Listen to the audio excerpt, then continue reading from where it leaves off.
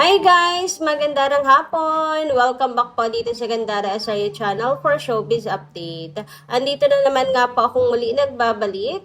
Ang nagmamaganda ninyo kachismosang Kim Pao, wala na nga pong iba, ang lokaret na si Gandara SRU upang maghatid sa inyo ng latest update and fresh happenings patungkol kina Kim Chiu and Paolo Avellino. And para po sa hapong ito ang tatalakayin natin at pag-uusapan ay may kinalaman nga po dito sa pagdating ng Kim Pao sa San Francisco, mga kakipi. So, marami tayong mga ayudas ngayon. Kaya naman tumutok lang po kayo hanggang dulo ng ating update. Mamaya pag-usapan po natin yan. At syempre mga kaganapan ng mga Kim Paulandia po doon na nakaabang kina Kim and Paolo. Pero bago po ang lahat, sa mga hindi pa nakaka-subscribe sa ating channel, maaari lamang na pindutin po rin yung subscribe button natin at notification bell na nariyan sa baba upang kayo po ay maging updated at ma-notify tuwing may bago tayong chika at balita hinggil sa Kim Pao. Basta mga balita na may kinalaman, kina Kim Chiu and Paolo Avellino, sagot na nga po natin yan.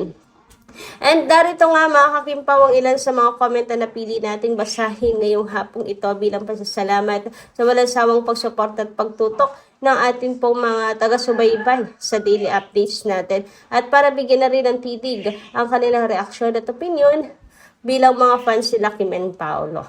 So, ang first commenter nga natin ngayong hapon pong ito ay si Ma'am Edita Nadonsa. Shoutout po sa inyo at magandang hapon. Ang sabi niya rito, magandang gabi Gandara. Sino bang dapat umangkla kay Paolo? Ang malandi, malaki mata, parang Tarsher. Talagang inggit yan, OMG. Hindi siya nahiya.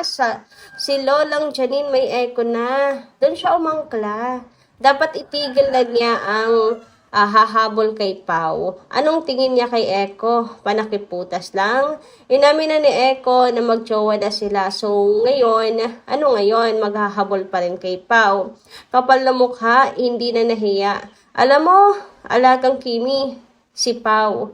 Kaya gwapo, neat ang pananamit, presentable at lalong bumabata. Ganon din si Kimi, alagang Paolo Avellino yan. Kaya hayaan na niya ang Kim Pao. Natali na si Pao kay Kim. At si Kimi din ay natali na kay Pao. So, Kim Pao lang, wala nang iba. Ma'am Edita Nadonsa.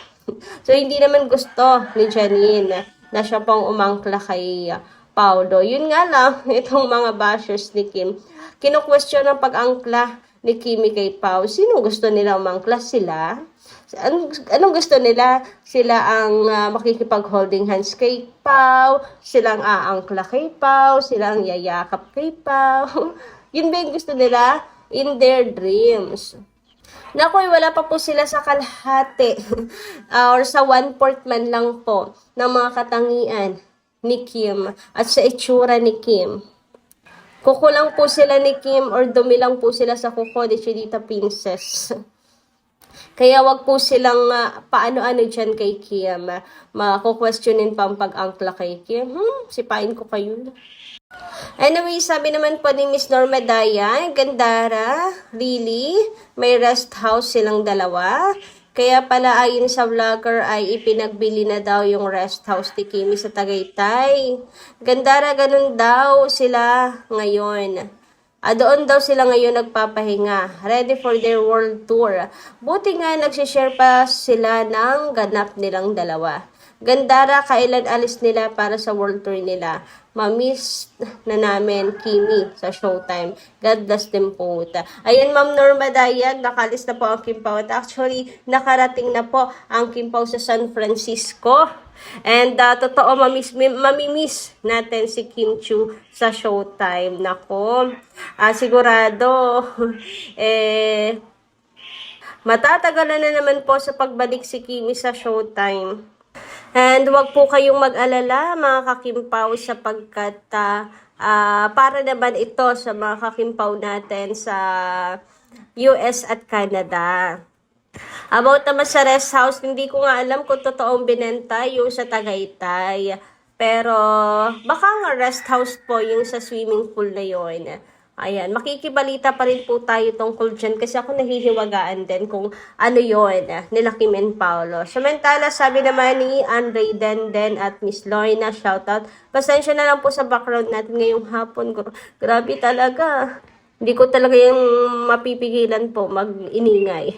Sabi dito, Mama Andre Denden at Miss Lorna, wag nang pag-usapan ibang tao. Baka isipin ng management, gamitin na naman nila si Paolo. Tutukan na lang natin ang couple tandem ng Kim Pao. Paalis na sila Kim and Paolo. Tama, 2 taon at kalahating taon, mahigit na ang relasyon ng Kim Pao. Couple forever. Tunay ang pagmamahal ni Mr. Paolo Avellino kay Mrs. Kimberly Avellino.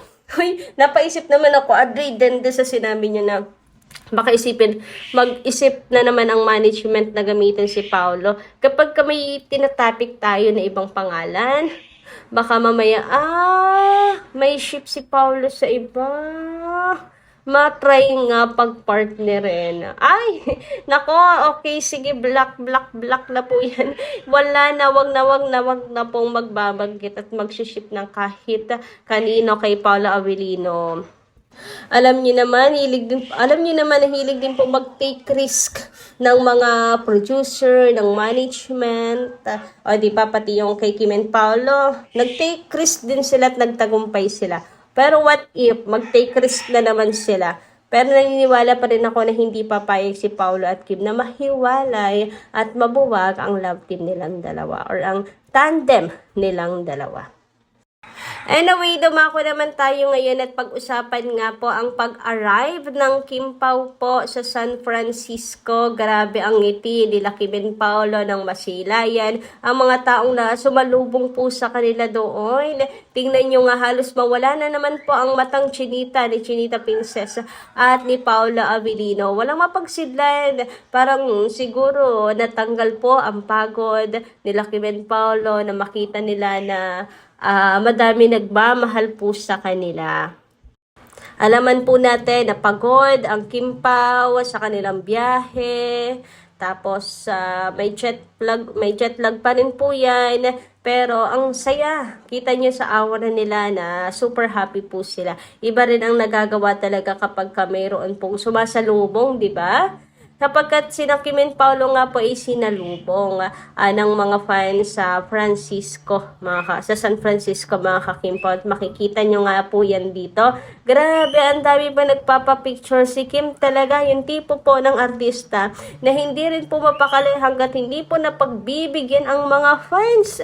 Tingnan nyo nga si Paolo for the go na. Pero si Kimi, may paglingon pa sa likod para mag-entertain at makipag-picture pa, mga ka-Kim Pao.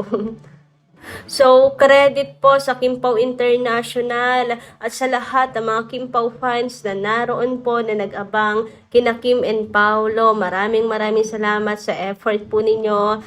Sigurado ako na natanggal nyo kahit papaano ang pagod kina Kim and Paolo.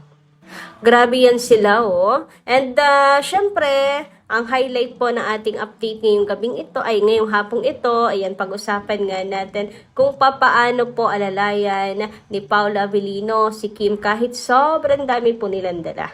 Ayan, at dahil madami nga pong fans, dinudumog sila si Paolo Avellino, todo alalay kay Kim. Ayan nga, ang mga gesture ni Paolo Avellino. Todo ingat sa kanyang mahal. Ay, sa kanyang princess. Ay, sa kanyang tandem pala. Sa kanyang partner. In real life. Ay, nadudulas tayo. Yung labi ko talaga, yung dila ko talaga walang preno din minsan no? Basta ang papi ay hindi po mapakali sa sa kanya, pag-alalay sa kanyang Chinita Princess. And grabe, mga ka-Kim Pao, dami nagmamahal kina Kim and Paolo kahit saan talaga po sila magpunta. And yung effort din ng mga fans, huwag niyong kaliligtaan yan, napasalamatan at i-appreciate. Grabe, ang hirap din po kayo mag-fangirling, mag-organize ng mga ganito. Isipin mo na lang, anong oras pa sila nandyan? Baka nga, gabi pa lang nandyan na sila nag-aabang. So, nakakatuwa naman yung mga banners talaga nila kapag tinataas nila. Ayan, pati po tayo ay talagang sobrang saya. Anyway, yun lang po muna yung ating update ngayong gabing ito or hapong ito. Maraming salamat sa inyong pakikinigan. Kita kas po muli sa susunod natin, chika. Maraming salamat!